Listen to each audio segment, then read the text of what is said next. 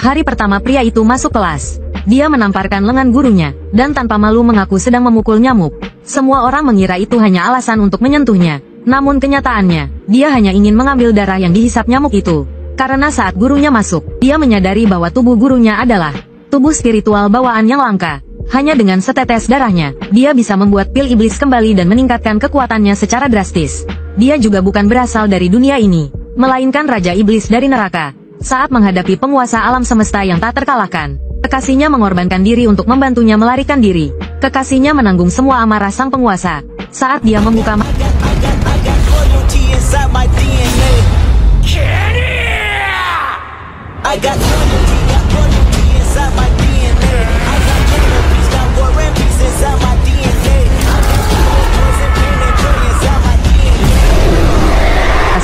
Saat dia membuka matanya lagi, dia terlahir kembali di tubuh manusia. Bumi yang telanjang. Di sampingnya ada seorang wanita cantik yang juga telanjang. "Kenapa kau ada di kamarku?" tanya wanita itu setelah terbangun. Saat pria itu kebingungan, rasa sakit memenuhi kepalanya. Ingatan pemilik tubuh asli membanjiri pikirannya. Ternyata dia adalah anak haram keluarga Ye. Mengenai bagaimana dia sampai di sini, ingatannya agak kabur. Saat wanita itu mengira telah terjadi sesuatu yang tak terkatakan tadi malam, langkah kaki terburu-buru terdengar dari luar pintu. Para wartawan bergegas menuju kamar mereka. Mereka ingin memotret CEO cantik Lin Lan dan anak haram keluarga Ye. Berita utama besok pasti akan menjadi milik mereka. Lin Lan panik, meskipun tidak terjadi apa-apa tadi malam. Foto-foto itu akan sulit dijelaskan. Tidak hanya perusahaannya yang akan terpengaruh, tunangannya, Gong Yunfei, juga tidak akan memaafkannya. Ye Fei berpikir cepat. Dia tidak memiliki hubungan apapun dengan Lin Lan, dan tidak mungkin tidur di ranjang yang sama. Ini pasti konspirasi. Tujuannya adalah untuk menghancurkan Lin Lan, dan juga membunuhnya. Dengan pendengarannya yang tajam, dia mendengar percakapan di luar. Dari para wartawan, dia tahu, berita ini berasal dari Tuan Muda Hu. Ye Fei akhirnya menyadari, dalangnya adalah Yehu, yang juga merupakan pewaris sah keluarga Ye. Matanya menajam, sihir merah gelap mengelilinginya, dan berubah menjadi asap yang keluar melalui jendela. Saat para wartawan membuka pintu, mereka terkejut, karena hanya ada Lin Lan di kamar. Berpindah tempat, Yehu mengembuskan asap rokok. Dengan senyum puas, asistennya menyanjungnya, mengatakan bahwa rencananya sangat brilian. Kemudian, wartawan Zhang menelepon. Yehu masih membayangkan hasil karyanya. Namun, ekspresi wajahnya berubah. "Tuan Muda Hu," wartawan Zhang bilang Ye Fei tidak ada di kamar. "Bagaimana mungkin dia merebut ponsel itu? Aku sendiri yang mengunci dia dan Lin Lan di satu ruangan." Belum selesai bicara, seorang pria muncul di hadapannya. Itu adalah Ye Feng yang telah menemukan tempat ini. Yehu, sebagai keturunan langsung keluarga Ye, menjebaknya, agar dia sendiri bisa mewarisi keluarga Ye. Karena kakek, belum lama ini, justru memilih Ye Feng, anak haram, untuk mewarisi keluarga. Hal ini membuatnya dipenuhi rasa iri. Dia mengeluarkan sesuatu dari sakunya. "Hari ini kau takkan bisa kembali hidup-hidup." Sambil berkata begitu, dia menusuk Ye Feng. Satu tebasan cepat, namun meleset. Serangan-serangan selanjutnya dihindari Ye Feng dengan gerakan seperti hantu. Ye Feng mendengus dingin, menemukan waktu yang tepat. Dia mencengkeram leher pria itu. "Yang tak bisa kembali adalah kau. Bagaimana kalau aku menghabisimu? Bagaimana menurutmu?" Kata-kata yang tiba-tiba itu membuat Yehu sangat terkejut. Dan yang lebih menakutkan, wajah Ye Feng berubah seperti iblis, membuatnya berkeringat dingin. Panik, dia melepaskan diri, dan berlari ke arah asistennya. Dengan cepat dia masuk ke dalam mobil. Duduk di kursi belakang, tangan kanannya gemetar tanpa henti. Sopir menyadari ada yang tidak beres. Dia melihat pola merah tua muncul di atap mobil. Dia merasa ada bahaya. Dia berteriak, lompat. Kemudian, asteris boom, asteris. Api yang menyilaukan meledak ke langit. Yehu selamat, tetapi terluka parah dan tak bisa bangun. Penyebab ledakan itu adalah Ye Feng yang telah menghancurkan jimat. Setelah menyelesaikan masalah ini, dia menyadari tubuh ini masih terlalu lemah. Untungnya, planet ini kaya akan makhluk hidup, yang energi kehidupannya bisa dia serap. Dia perlahan berjalan menuju sungai. Adegan berganti, kakek bayi sedang memancing di tepi danau. Cucunya, Xiao Yi, mengeluh. "Kakek, tubuhmu baru saja pulih, tapi kau malah menyelinap keluar untuk memancing. Keluarga akan marah jika mereka tahu." Kakek bayi tidak peduli, dia merasa sekarang dia bisa membunuh seekor sapi dengan satu tamparan. Pengawal di belakangnya menimpali. Dulu, kakek adalah seorang prajurit elit. Meskipun sekarang sudah tua, pasukan khusus biasa tidak bisa mendekatinya. Tiba-tiba, pelampung pancingnya bergerak-gerak hebat. Kakek bayi menarik kailnya dengan kuat. Detik berikutnya, sesuatu terlempar ke tepi danau. Mereka penasaran melihat ke arah asap. Saat asap menghilang, sesosok manusia muncul. Pengawal langsung melindungi kakek bayi. Kemudian mereka mengerumuni dan bersiap untuk menghabisi tamu tak diundang itu. Namun, hanya dalam sekejap, aura tubuh berwarna merah muda menerbangkan beberapa pengawal itu.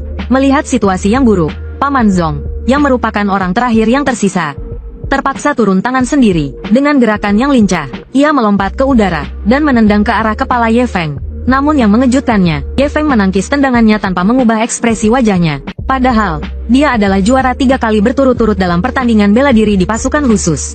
Dan orang biasa bukanlah tandingannya. Namun pria di depannya ini, memberikan tekanan yang belum pernah ia rasakan sebelumnya. Tetapi karena kesetiaannya pada tuannya, ia mengeraskan kepalanya dan memerintahkan para pengawal untuk menyerang bersama. Namun, sedetik kemudian, Ye Feng yang berdiri di tempatnya, bergerak seperti hantu di antara mereka. Paman Zong juga melihat kesempatan, dan mengumpulkan tenaga untuk memukul tubuhnya. Sedetik kemudian, angin kencang berhembus, dan sesosok tubuh terlempar, jatuh di samping Tuan Bai. Tidak, Tuan, Nona, cepat pergi. Ye Feng perlahan berjalan keluar, dan mengagumi kekuatan pria itu. Serangan penuhnya hanya mampu mematahkan satu tangannya. Sepertinya dia tidak bisa meremehkan dunia ini. Dia harus tetap rendah hati dan mengumpulkan kekuatan. Dia merapikan pakaiannya yang robek. Kalian merobek pakaianku. Bukankah seharusnya kalian mengganti yang baru? Tuan Bai mengerutkan keningnya. Bukankah dia datang untuk balas dendam? Dan dia hanya butuh satu pukulan untuk mematahkan tangan Zong. Jika dia bisa memanfaatkan kesempatan ini untuk berteman dengannya, mungkin akan sangat menguntungkan bagi seluruh keluarga Bai. Lalu dia merogoh sakunya, dan mengeluarkan kartu hitam. Dia tersenyum dan melangkah maju. Tuan muda, maafkan saya. Saya yang merobek pakaian Anda. Jadi saya yang harus menggantinya. Bolehkah saya tahu marga Anda? Bisakah kita berteman? Ye Feng tidak ragu, dan mengambil kartu hitam dari tangan pria tua itu. Marga saya Ye. Soal berteman, Anda mungkin tidak punya waktu lagi. Tuan Bai tertegun mendengar kata-kata itu. Tubuhnya jelas sehat dan bugar. Bagaimana mungkin umurnya tidak panjang? Meskipun sekarang Anda terlihat sehat dan penuh energi, Anda akan segera mati. Tanpa menunggu reaksi mereka, dia berbalik dan bersiap untuk pergi. Tuan Bai menghentikan Zong yang terlihat gelisah. Cucunya, Bai Yi, juga tidak senang. Hei, ada apa denganmu? Banyak orang yang ingin menjilat keluarga Bai tapi tidak bisa. Kenapa kau berbicara begitu kasar? Ye Feng mendengus dingin. Aku hanya mengingatkanmu dengan baik. Percaya atau tidak, terserah kalian. Pada saat yang sama, Bai Yi menyadari sesuatu yang aneh. Lihat, semua ikan di sungai mengapung. Dan pria muda itu tadi dipancing kakek dari sungai. Hal ini membuat Tuan Bai semakin khawatir. Kakek, jangan khawatir. Aku pasti akan menemukannya dan menanyakan semuanya. Di sisi lain, Ye Feng kembali ke sekolah. Merasa tatapan orang di sekitarnya mengarah padanya. Sepertinya dia tidak disukai sebelumnya. Untungnya, dia bisa memanfaatkan statusnya sebagai murid untuk memahami dunia ini dengan lebih baik. Bukankah ini Ye Feng yang dikabarkan menghabiskan malam dengan CEO wanita tercantik itu? Ejekan yang tiba-tiba itu menarik perhatian pria tersebut. Orang yang datang adalah Zong Qiang dan Yu Fei. Yu Fei adalah mantan pacar Ye Feng. Dia meninggalkan Ye Feng setelah bertemu Zong Qiang. Ye Feng yang dulu sangat sedih karenanya untuk waktu yang lama. Si Feng, kau sekarang terkenal di kota Jiang. Tidak hanya keluarga Gong yang mencarimu, keluarga Simu juga mencarimu. Sepertinya nyawamu dalam bahaya menghadapi ejekan itu. Ye Feng tampak acuh tak acuh. Sudah selesai, kalau begitu aku pergi. Dia berbalik dan berjalan menuju kelas. Ini membuat Zong Qiang, yang ingin melihatnya malu, cukup kesal. Dia meraih bahu pria itu. Kau semakin berani. Ya, berani mengabaikanku. Maaf, aku tidak bisa mendengar suara semut. Saat Zong Qiang hendak marah, Yu Fei tidak tahan lagi. Ye Feng, kau siapa? Berlututlah sekarang. Demi hubungan kita dulu, aku akan meminta Zong Qiang untuk memaafkanmu kali ini. Zong Qiang tersenyum mendengarnya. Dia memeluk Yu Fei. Ye Feng, apa kau membenciku karena aku merebut Yu Fei? Karena cinta berubah menjadi benci? Tapi sampah sepertimu, anak haram, tidak pantas untuk Yu Fei. Pria itu mengingat kembali masa lalunya dengan Yu Fei. Lalu dia tersenyum sinis. Cinta berubah menjadi benci, dia pantas. Zong Qiang, seleramu bagus sekali. Sampah yang kutolak, kau anggap berharga. Mendengar itu, Zong Qiang benar-benar marah. Kau hanya bisa bicara. Sekarang Yu Fei sangat mencintaiku. Sedangkan kau, hanya anak haram yang tak berguna. Apa hakmu untuk bersaing denganku? Dulu aku buta karena pernah menyukai sampah sepertimu. Menghadapi kemarahan mereka, Ye Feng melambaikan tangannya. Kalian berdua, sampah busuk, benar-benar cocok. Selamat untuk kalian. Zong Qiang sangat marah dan mengepalkan tinjunya. Dia hendak memberi pelajaran pada bocah kurang ajar itu. Tiba-tiba, bayi yang mengenakan gaun putih muncul di samping Ye Feng. Siapa yang berani? Ye Feng adalah pacarku. Siapapun yang berani menyentuhnya berarti melawan keluarga Bai. Zong Qiang terkejut. Tidak mungkin. Bagaimana mungkin Dewi Bai menyukai anak haram tak berguna ini? Bai adalah mahasiswi tercantik di Universitas Jiang. Mahasiswi tercantik bersama pecundang nomor 1? Ini tidak masuk akal. Suara jernih Bai Yi terdengar lagi. Kalian mengerti apa yang kukatakan? Karena tekanan dari keluarga Bai, Zhong Qiang hanya bisa menelan amarahnya. Nona Bai bercanda, saya tidak berani menyinggung keluarga Bai. Baguslah kalau kau tahu. Sayang, ayo kita pergi. Dia berpura-pura akan mengaitkan lengan Ye Feng. Tapi pria itu menghindarinya lebih dulu. Ye Feng, kali ini aku membantumu. Bagaimana kau harus berterima kasih padaku? Tapi aku tidak punya uang atau kekuasaan. Kalau begitu, kau hanya bisa menyerahkan dirimu padaku. Bai Yi tidak menyangka akan mendapat jawaban seperti ini. Ku sudah membantumu. Beginikah caramu memperlakukan seorang dermawan? Tanpa diduga, pria itu malah balik menuduh. Kau berpura-pura menjadi pacarku, membuat semua orang salah paham bahwa aku sudah punya pacar. Bagaimana jika aku tidak bisa mendapatkan istri nanti? Kesimpulannya, kau harus membayar ganti rugi atas kerusakan reputasiku. Kau benar-benar tidak masuk akal. Kemarin kakek memberimu kartu hitam. Pria itu berbicara dengan serius. Kartu itu diberikan oleh kakekku. Tidak ada hubungannya denganmu. Kau tidak tahu malu, ya? Saat Bai Yi merogoh sakunya untuk membuktikan kemampuannya, pria itu tiba-tiba kabur. Tujuan Bai Yi mendekatinya adalah untuk mencari tahu kondisi kakeknya. Sepertinya dia menyadari rencananya, tapi aku tidak akan mudah menyerah. Aku harus tahu siapa kau sebenarnya, dan juga rahasiamu. Dalam sekejap, pria itu tiba di ruang kelas yang dikenalnya. Para siswa sedang membicarakan dirinya dan Linlan. Sepertinya aku cukup terkenal akhir-akhir ini. Dia berjalan perlahan menuju tempat duduknya. Saat melewati Zhong Qiang, dia menyeringai nakal. Bocah sialan, lihat saja nanti. Saat berikutnya, pintu kelas didobrak. Seorang anak laki-laki gemuk terengah-engah menghampiri si Feng. Dia adalah satu-satunya teman Ye Feng di sekolah. Gawat, Ye Feng, cepat ikut aku. Anak-anak keluarga Gong tahu kau sudah kembali. Mereka sudah membawa orang-orang ke sini. Tapi pria itu bertingkah aneh. Dia menepuk bahu anak laki-laki gemuk itu untuk menenangkannya. Tidak ada yang perlu dikhawatirkan. Duduk saja dan tenang. Anak laki-laki gemuk itu panik.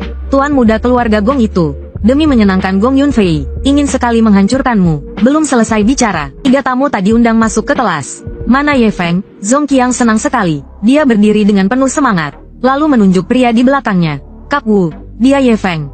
Orang yang memimpin berjalan ke arah pria itu dengan tangan di saku. Kaukah anak haram yang tidak berguna itu? Si Feng tetap tenang. Kalian sampah yang dipanggil Zhong Qiang? Zhong Qiang tercengang. Entah dari mana keberanian Ye Feng berasal. Pria itu membelalakan matanya. Apa dia tidak tahu kalau dia tuan muda keluarga Gong? Jari-jarinya bergerak. Dia bersiap untuk memberi Ye Feng pelajaran. Namun, sedetik kemudian, seluruh tubuhnya menegang. Karena dari mata Ye Feng terpancar aura iblis, membuat pria itu tanpa sadar menggigil. Dan sesaat kemudian, mereka semua seperti terhipnotis, berdiri mematung di tempat. Mata mereka memancarkan cahaya merah yang aneh. Pria itu hanya mengucapkan satu kata, berlutut. Mereka semua berlutut di hadapan pria itu. Zhong Qiang yang tadinya ingin menonton pertunjukan terkejut. Tuan muda Wu, kenapa kau berlutut pada pecundang ini? Cepat bangun. Namun, betapapun dia mengguncang mereka, pria itu seperti boneka yang kehilangan jiwanya. Gong Wu, kalian bukannya mencari Ye Feng? Dia menunjuk Zhong Qiang. Ini orang yang kalian cari. Mendengar perkataan pria itu, mereka semua berdiri dan berjalan menuju Zhong Qiang. Zhong Qiang tercengang. Apa yang terjadi? Trik apa yang digunakan Ye Feng? Sedetik kemudian, tinju sebesar karung pasir mendarat di wajahnya. Bagaimanapun dia berteriak, dia tidak bisa menyadarkan mereka yang sudah terhipnotis. Setelah dipukuli habis-habisan, Zhong Qiang tidak tahan lagi. Dia hanya bisa menutupi kepalanya dan memohon ampun. Setelah mencapai tujuan mereka akhirnya berhenti. Lalu mereka meninggalkan kelas dengan langkah besar. Si gendut yang menyaksikan semua ini tercengang. Ini benar-benar mengubah pandangannya tentang Ye Feng. Tidak lama kemudian, guru wanita yang tinggi dan cantik datang membawa buku pelajaran untuk mengajar. Saat dia masuk, Ye Feng tiba-tiba berdiri dari kursinya. Karena dia langsung menyadari bahwa wanita itu memiliki tubuh spiritual bawaan yang langka. Jika dia bisa mendapatkan setetes darahnya, dia bisa membuat pil pemulihan iblis. Pil ini tidak hanya bisa mempercepat pemulihannya, tetapi juga seperti jimat pelindung tambahan. Tapi masalahnya adalah bagaimana cara mendapatkan darahnya. Saat itu, suara dengungan di udara menarik perhatiannya. Seekor nyamuk perlahan mendekati lengan guru. Pria itu melihat kesempatannya, dan plak, menepuknya. Guru itu langsung berteriak. Dia tidak pernah menyangka bahwa dirinya akan dilecehkan oleh muridnya. Di depan umum, dia berbalik dengan wajah memerah. Ye Feng, apa kau gila? Tapi pria itu hanya menunjuk telapak tangannya. Lapor, Bu Guru, tadi ada nyamuk iblis berbahaya yang hinggap di lengan ibu. Sudah saya tepuk mati. Guru itu jelas tidak mempercayai omong kosongnya. Apa bahayanya seekor nyamuk? Dengan marah, dia langsung mengusir pria itu dari kelas. Pria itu tidak peduli, karena tujuannya sudah tercapai. Dengan kekuatan sihir di tangannya, Darah di dalam tubuh nyamuk berhasil diekstraksi. Namun, yang membuatnya bingung adalah, ini memang nyamuk iblis yang hanya ada di zona terlarang alam semesta.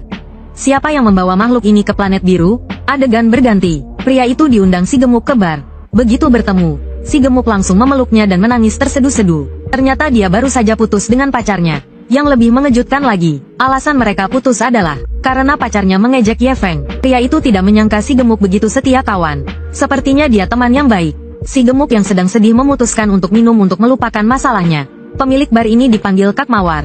Dia juga bartender paling terkenal di kota Jiang. Si gemuk menyerahkan kartu banknya. 2 Bloody Mary. Baik, tunggu sebentar. Hanya dengan sekali pandang, pria itu menyadari ada sesuatu yang aneh. Dia melihat kabut hijau keluar dari tubuh wanita itu. Ini adalah gejala keracunan yang tidak bisa dilihat orang biasa. Kak, kau keracunan. Pemilik bar itu meletakkan tangannya di pinggang. Mengira ada anak nakal yang bicara omong kosong lagi. Tapi Ye Feng mengulanginya. Ku bilang kau keracunan, dan akan ada masalah yang datang. Dia menggoyangkan gelasnya. Orang itu sudah di pintu. Saat berikutnya, seorang pria berjaket mendorong pintu terbuka, dan menyeringai pada wanita itu. Kak Mawar, siapa lagi yang bisa menyelamatkanmu di kota Jiang? Lebih baik turuti saja aku, dan aku akan memberikan penawarnya. Ye Feng tertegun saat melihat pria itu. Bukankah ini teman lama? Sebagai bos bar ini, dia juga bukan orang yang mudah digertak. Dengar baik-baik, siapapun yang bisa mengalahkan serigala beracun ini, minuman di bar ini gratis untuknya selamanya. Saat berikutnya, seorang pria kekar langsung merespons. Serigala beracun langsung mengenali pria itu. Dia adalah Harimau Raja, yang dikenal sebagai juara tinju tak terkalahkan di pasar gelap.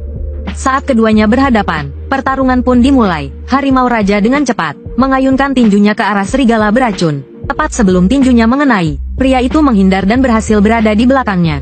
Raksasa bodoh, kau bisa menang karena belum bertemu denganku. Lalu dia mengumpulkan tenaganya dan meninju, menghantam punggung Harimau Raja dengan keras. Harimau Raja memuntahkan darah, matanya memutih, dan jatuh terlentang di lantai.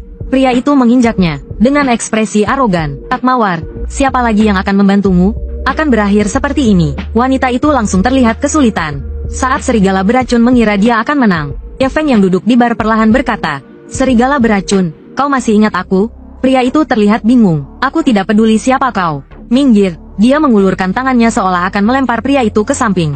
Tapi tiba-tiba pergelangan tangannya dicengkram erat. Dan dia terkejut menyadari bahwa lengannya tidak bisa bergerak. Tangannya tidak bisa digerakkan. Pria yang keras kepala itu bersiap untuk menggunakan jurus andalannya. Dalam sekejap, 2 taring beracun melesat keluar dari mulutnya. Namun yang tak terduga, serangannya meleset. Bagaimana mungkin? Kemana perginya? Tiba-tiba, sesosok bayangan muncul dan menabraknya hingga terpental. Ada apa ini? Orang ini sekuat itukah? Pria itu perlahan berjalan mendekatinya. Serigala beracun yang pantang menyerah kembali mengumpulkan kekuatannya dan menyerang Ye Feng. Namun hanya dengan satu gerakan menghindar. Serangannya dengan mudah dihindari. Kemudian Ye Feng melancarkan pukulan uppercut, membuat pria itu terhuyung dan memuntahkan darah.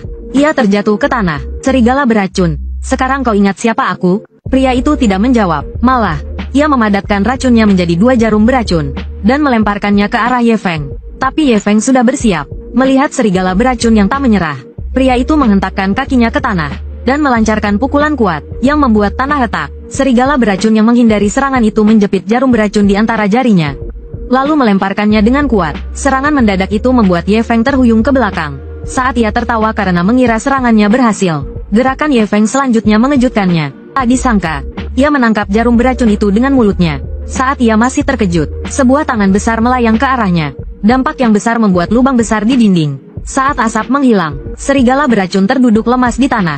Masih mau lanjut? Aku menyerah. Jangan pukul aku lagi. Kalau begitu cepat berikan penawarnya untuk Yang Wei. Ia merogoh mulutnya dengan tangannya, lalu memberikan sebuah gigi kepada Ye Feng. Penawarnya ada di dalam. Hal ini membuat Ye Feng merasa jijik. Yang Wei dan si gendut yang menyaksikan pertarungan itu tercengang. Saat itu, seorang pria berjas dengan perban di tangannya bergegas datang. Orang itu adalah Paman Zong yang lengannya pernah dipatahkan oleh Ye Feng. Serigala beracun terlihat gembira saat melihatnya. Syukurlah, kakak, kau datang.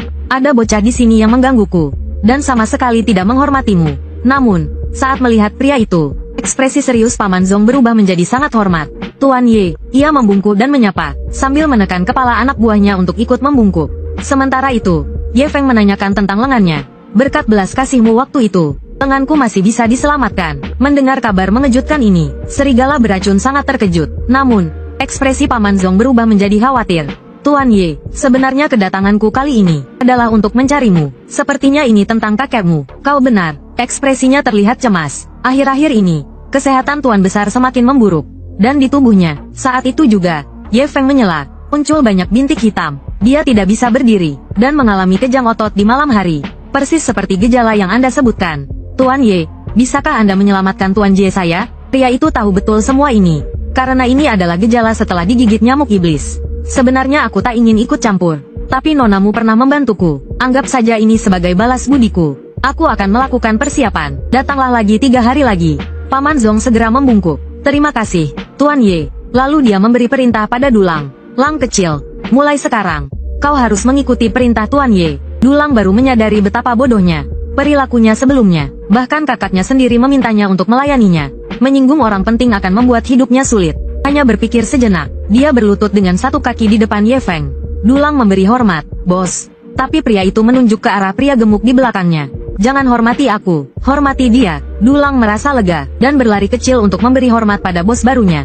Ye Feng bergumam pelan, tak disangka Dulang tidak mengenaliku. Tapi dia adalah orang dari bintang iblisku. Kok bisa jadi begini di planet biru?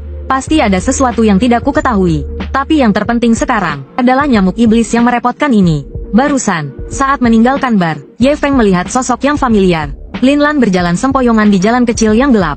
Lalu sebuah van berhenti mendadak di pinggir jalan. Penculik itu mengulurkan tangan dan meraih pergelangan tangannya. Sebelum dia sempat berteriak, rekannya mengulurkan tangan jahatnya. Setelah ditarik paksa, dia diseret masuk ke dalam van. Terdengar suara pintu van dibanting tertutup. Penculik itu menginjak gas dan kabur dengan cepat. Mereka mengira tidak ada yang melihatnya. Padahal semua itu dilihat oleh Ye Feng yang berada di tikungan. Dan dia mengikuti mereka dengan berubah menjadi asap. Tak lama kemudian, van itu tiba di sebuah gubuk kayu di pinggiran kota. Itu adalah rumah Ye Feng. Salah satu dari mereka menggendong Lin Lan. Rekannya mendobrak pintu tanpa ampun. Beberapa saat kemudian, mereka sampai di kamar tidur. Dan melemparkan wanita itu ke tempat tidur tanpa belas kasihan. Lin Lan yang keracunan, pingsan dan wajahnya memerah. Dengan wanita seksi di depan mereka, pria manapun tak akan bisa menahan diri. Saat mereka hendak bergiliran menikmatinya, Ye Feng muncul tanpa suara di belakang mereka.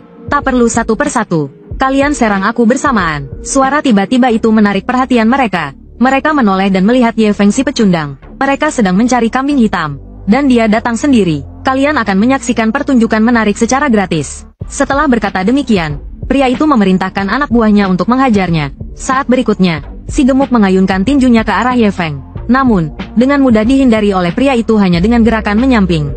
Ye Feng tersenyum tipis. Detik berikutnya, matanya memancarkan warna merah tua. Si gemuk terus mengeluarkan sihir berwarna merah gelap dari tubuhnya. Dia mengerang kesakitan. Saat keduanya menunjukkan ekspresi aneh, si gemuk telah berubah menjadi patung batu karena pengaruh sihir. Pria itu mendorongnya dengan ringan. Patung batu berbentuk manusia itu jatuh ke tanah dan hancur berkeping-keping. Katakan siapa yang menyuruh kalian? Keduanya ketakutan dan langsung berlutut memohon ampun. Tuan, ampuni kami, Yehu. Yehu yang menyuruh kami. Meskipun sudah mendapatkan jawabannya, Ye Feng tidak berniat melepaskan mereka. Terlihat sihir bergelombang di belakangnya. Kedua orang yang tersisa juga berubah menjadi pecahan batu di saat berikutnya. Setelah menyelesaikan masalahnya, Ye Feng bahkan tidak melirik wanita itu. Dia berbalik dan bersiap untuk pergi. Namun, sebuah liontin giok yang memancarkan cahaya hijau samar menarik perhatiannya. Liontin itu ternyata tidak terpengaruh oleh sihirnya. Mungkinkah itu harta karun? Pria itu berjongkok dan mengambilnya. Kehangatan yang terasa di tangannya semakin memperkuat dugaannya. Terdengar suara retakan. Dia meremasnya dengan kuat. Saat dia membuka telapak tangannya lagi, sebuah batu sihir berwarna hijau zamrud muncul di hadapannya. Ternyata itu adalah batu sihir langit, yang sangat langka bahkan di dunia iblis. Dengan ini, dia bisa membuat formasi pengumpul sihir.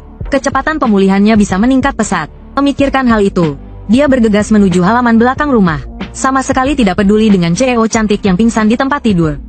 Dia dengan mudah menemukan pohon kuno yang menjulang tinggi. Selama dia memasukkan batu sihir di tangannya ke dalam pohon kuno itu, formasi akan terbentuk dan menyerap energi kehidupan dari langit dan bumi. Dia tidak ragu lagi. Dia memukul pohon itu dengan keras. Seiring batu sihir perlahan menyatu, cahaya samar memancar di sekitar pohon kuno. Tumbuhan di sekitarnya juga tumbuh dengan cepat, terlihat dengan mata telanjang. Energi kehidupan yang melimpah membuat Ye Feng merasa segar. Dan saat itu, Lin Lan, yang terkena racun gairah, mengikuti suara itu dan sampai di sana. Dengan tubuhnya yang lemah, dia mungkin tidak akan tahan dengan energi kehidupan yang begitu kuat. Saat pria itu khawatir, dia malah semakin mendekat. Kemudian, dia menerjang pria itu. Tidak hanya menindihnya, dia juga merobek baju pria itu. Ye Feng langsung menyadari bahwa racun gairah itu mungkin sudah bekerja. Jika dia tidak segera mengeluarkan racun dari tubuhnya, dia pasti akan mati. Sepertinya dia harus menjadi orang jahat lagi kali ini. Memikirkan hal itu, dia mencengkeram bahu wanita itu. Dengan satu putaran, posisi mereka bertukar. Merepotkan sekali, dia harus mengeluarkan energi berlebih dari tubuhnya terlebih dahulu. Dia menyentuh dahi wanita itu dengan jarinya. Detik berikutnya, sihir yang melimpah keluar dari tubuh wanita itu. Sampai-sampai pakaiannya hancur. Wanita itu terus mengerang, tapi itu baru sebagian dari sihir yang dikeluarkan. Masih banyak sihir yang tersisa di tubuhnya. Saat pria itu bersiap untuk langkah selanjutnya, lengan wanita itu tanpa sadar melingkari leher Ye Feng. Sepertinya tidak ada cara lain, hanya bisa menggunakan metode yang paling efisien, yaitu harmonisasi yin dan yang. Setelah pembersihan mendalam selama 2,5 jam, wanita itu perlahan-lahan sadar dari pingsannya. Di mana ini, dia melihat ke samping, dan ternyata ada seorang pria bertelanjang dada. Ye Wen, kenapa kau? Apa yang kau lakukan padaku? Aku menyelamatkanmu kali ini. Suara tenang pria itu terdengar di telinganya. Dia kemudian ingat bahwa dia diculik oleh beberapa penculik kemarin. Ternyata dia adalah penyelamatnya, tetapi melihat tubuhnya yang telanjang, wajahnya memerah karena malu. Bisakah kau pinjamkan aku beberapa pakaian? Aku akan segera pergi. Anggap saja ini tidak pernah terjadi. Ye Feng berdiri. Kau memanfaatkan aku dan sekarang berpura-pura tidak terjadi apa-apa. Setelah sedikit menggoda, pria itu berbalik untuk mencarikannya pakaian. Beberapa saat kemudian, Ye Feng melemparkan satu set pakaian padanya. Wanita itu menyuruhnya untuk berbalik. Dia segera berpakaian. Dalam prosesnya, dia mengetahui bahwa dia berada di rumah pria itu di pinggiran kota. Lin Lan tidak punya pilihan selain meminta pria itu untuk mengantarnya pulang. Tapi tak disangka, Ye Feng tidak punya SIM. Mau tak mau, dia harus menyetir sendiri. Dia adalah seorang CEO.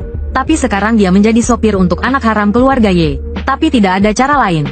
Wanita itu melepas sepatu hak tingginya dan menginjak pedal gas dengan kaki mulusnya. Minibus itu melaju di jalan raya dengan kecepatan 200 km per jam. Sebaliknya, Ye Feng tidak terlihat takut, malah tampak menikmati. Saat itu, pria itu sepertinya merasakan sesuatu. Saat berikutnya, dia meraih setir dan membelokkannya ke kanan. Berhasil menghindari tabrakan dengan mobil sport mewah di belakang mereka. Wanita itu juga buru-buru menginjak rem dan menghentikan mobil. Mobil sport itu melakukan drifting dan menghalangi jalan. Saat pintu gunting perlahan terangkat, seorang pria dengan wajah dibalut perban muncul di hadapan mereka. Akhirnya aku menemukanmu, Ye Feng. Yehu merobek perbannya. Wajahku seperti ini karenamu. Hari ini kau akan mati dengan mengenaskan. Pria itu keluar dari mobil dengan senyum. Kau belum sembuh total dan sudah terburu-buru keluar dari rumah sakit? Bagaimana kalau kau kembali dan periksa otakmu? Kedua pria itu berdiri berhadapan. Udara di sekitar mereka menjadi panas. Seolah-olah ada kekuatan magis yang mengalir. Saat berikutnya, bekas luka di wajah Yehu membentuk kepompong. Kekuatan magis ungu perlahan muncul di tubuhnya. Dalam sekejap mata, dia menghilang. Cahaya ungu melintas di samping Ye Feng. Suara ledakan keras terdengar. Pohon besar di belakangnya hancur. Yehu menoleh dan menyeringai pada pria itu. Maaf, aku belum terbiasa. Meleset, tapi lain kali kau tidak akan seberuntung ini. Setelah mengatakan itu, dia menghentakkan kakinya ke tanah. Tubuhnya melesat ke arah pria itu seperti peluru. Bagaimana bisa dirawat di rumah sakit malah jadi bermutasi? Ye Feng tampak bingung. Namun, dia tetap bersiap untuk bertarung. Saat berikutnya, serangan Yehu tiba. Pria itu melepaskan sihir merah tua dan menyapunya. Saat asap menghilang, sosok Yehu tak terlihat. Namun, pria itu berhasil menentukan lokasinya dengan pendengarannya yang tajam. Segera setelah itu, dua kekuatan sihir bertabrakan. Saat mereka menemui jalan buntu, Yehu menyeringai lebar. Kau yang memaksaku. Dia mengeluarkan topeng dan memakainya. Melihat ini, pria itu menunjukkan ekspresi aneh. Ini topeng prajurit Asura bintang iblis. Bagaimana dia bisa memiliki benda ini? Tiba-tiba, kekuatan sihir Yehu meningkat drastis. Terdengar suara ledakan. Tanah hancur berkeping-keping oleh gelombang energi. Dengan kelincahannya, pria itu menghindari serangan fatal. Yehu, kau gila. Kau tahu benda apa ini? Yehu, yang diselimuti sihir, sama sekali tidak mendengarkan kata-kata pria itu. Dia tidak peduli dengan penampilannya yang sekarang seperti monster yang dipenuhi duri. Aku hanya ingin menghabisimu. Untuk pertama kalinya, pria itu menunjukkan ekspresi kesulitan. Ku berikan kau kesempatan terakhir. Katakan dari mana kau mendapatkan benda ini. Aku akan melepaskanmu. Tapi Yehu tidak ingin bicara lagi. Dalam sekejap, dia menghilang ke dalam asap. Pria itu juga terkejut dengan kecepatannya yang luar biasa. Saat dia mendongak, seberkas sihir ungu turun dari langit. Detik berikutnya, Yehu menginjak kedua lengan pria itu. Tanah di bawahnya runtuh, mengeluarkan suara retakan. Tak disangka dia bisa menggunakan kekuatan topeng untuk mengeluarkan 20% kekuatan prajurit Asura. Tanpa menunggu Ye Feng bereaksi, pria itu kembali mengumpulkan sihir di kepalan tangan kanannya. Ye Feng merasa ada yang tidak beres. Hanya dengan satu pukulan, pria itu menghancurkan batu besar di depannya menjadi debu. Sepertinya aku tidak bisa melawannya secara langsung. Aku harus menjaga jarak dulu. Tapi Yehu tidak berniat memberinya kesempatan. Bayangan tinju yang tak terhitung jumlahnya menyerangnya. Akhirnya, satu pukulan mendarat di perut Ye Feng. Setetes darah menyembur keluar dari mulutnya. Seluruh tubuhnya terlempar oleh kekuatan benturan yang dahsyat. Yehu benar-benar tenggelam dalam perasaan ini. Saat itu, suara samar terdengar dari asap. Sepertinya kau sama sekali tidak tahu apa topeng ini. Pria itu tiba-tiba muncul di belakang Yehu. Prajurit Asura adalah umpan meriam terendah bintang iblis. Untuk mencegah mereka melarikan diri, mereka harus memakai topeng ini sebelum pertempuran. Untuk meningkatkan kekuatan tempur mereka. Dan hanya ada dua cara untuk melepas topeng ini. Mati, atau memenangkan pertarungan. Tapi Yehu tidak peduli. Karena perisaiku sudah hancur, aku bisa menyiksamu dengan baik. Tapi detik berikutnya, matanya melebar. Bagaimana mungkin, dengan kecepatan tinggi, Ye Feng memukul wajahnya dengan satu pukulan. Tubuhnya yang besar jatuh ke tumpukan puing di sampingnya. Topeng kesayanganmu tidak pecah, kan? Mata Yehu dipenuhi darah. Dengan marah, dia mengangkat batu besar di bawahnya. Kekuatan benturan yang besar menimbulkan kepulan debu. Lalu dia mengumpulkan gelombang energi di tangan kanannya, dan mengayunkannya ke arah pria itu.